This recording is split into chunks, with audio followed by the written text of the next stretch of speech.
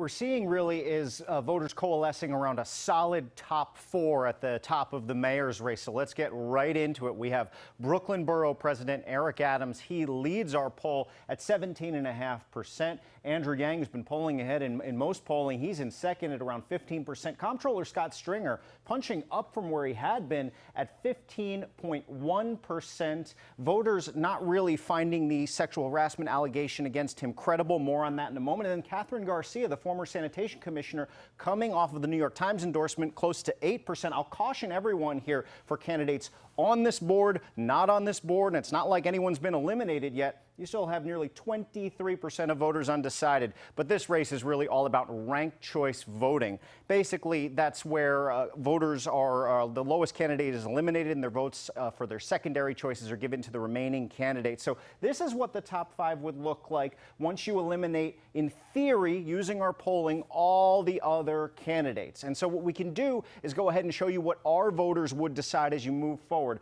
We would take Donovan, who's at 9%, and his votes would go to the remainder of the field. And look at this, pretty much everyone evenly divided. But in our scenario, Catherine Garcia would be the next one to go.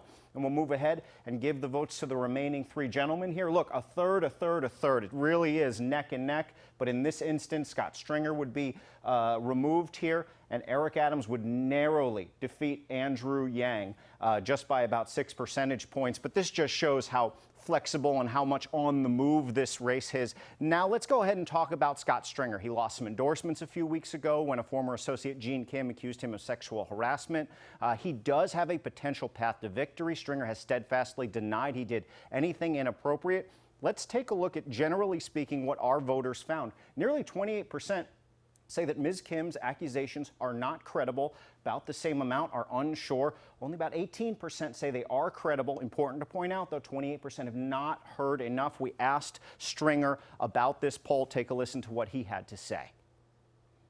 I want to move to talking about the issues in the city. The New Yorkers know me. They know of my record. And I've always said that it's not about a politician's endorsement. It's actually about the will of the people.